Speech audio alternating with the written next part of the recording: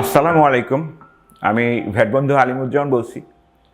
আজকে আমরা যে ব্যবস্থার বিষয়টা নিয়ে আলোচনা করব সেটা হচ্ছে শতভাগ রপ্তানিমুখী শিল্প প্রতিষ্ঠানের ভ্যাট ব্যবস্থাপনা নিয়ে।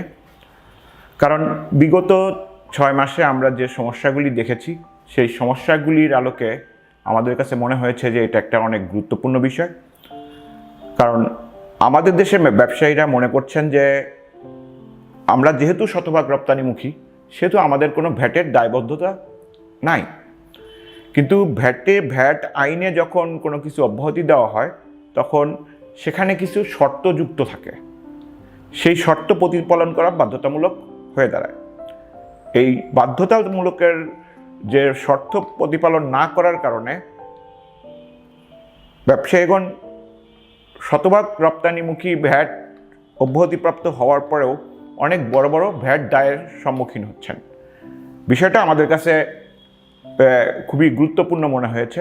কারণ এদেশের ব্যবসায়িক সমাজই হচ্ছে মূল চালিকা শক্তি অর্থনীতির। যদি ব্যবসায়ী না থাকে তাহলে দেশের অর্থনীতি থাকবে না।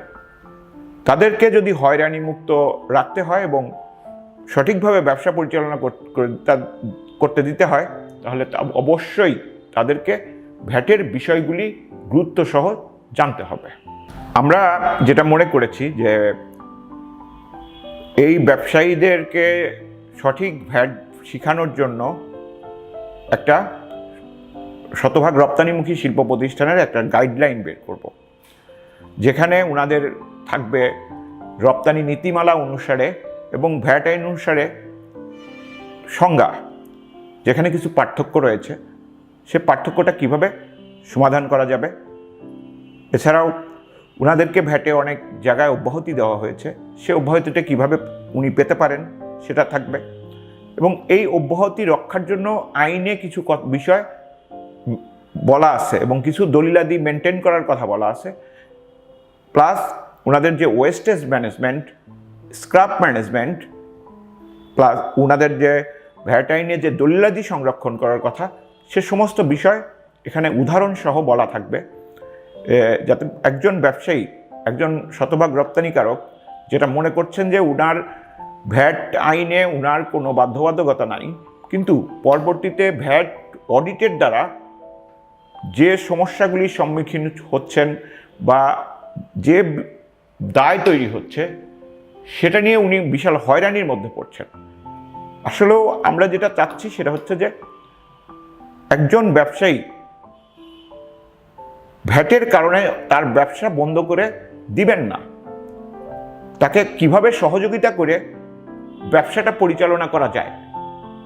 আমাদের মূল উদ্দেশ্য এই জায়গাটা থেকে, এবং এই জায়গাটা থেকেই আমরা বর্তমানে যে শতভাগ রপ্তানিমুখী ভ্যাট ব্যবস্থাপনার গাইডলাইন তৈরি করছি।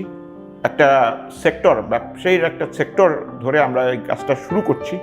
ইনশাল্লাহ আমরা আশা করছি যে আপনাদের কাছ থেকে সহযোগিতা বা সাড়া আসে, তাহলে আমরা প্রত্যেকটা ব্যবসায়ীর সেক্টর ওয়াইজ ভ্যাটের গাইডলাইন তৈরি করব, যেখানে শুধুমাত্র আপনাদের ব্যবসার ধরন অনুসারে কথাগুলি বলা থাকবে এবং আইনের মতো কঠিন ভাষায় না, সহজ ভাষায় বলা থাকবে, কিন্তু সেটা আইন মানার মধ্যে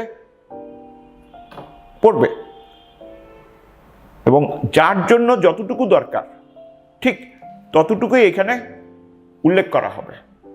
ভ্যাট আইনের প্রয়োগভিত্তিক গাইডলাইন জানুন এবং টিম টিআরসির সাথে থাকুন।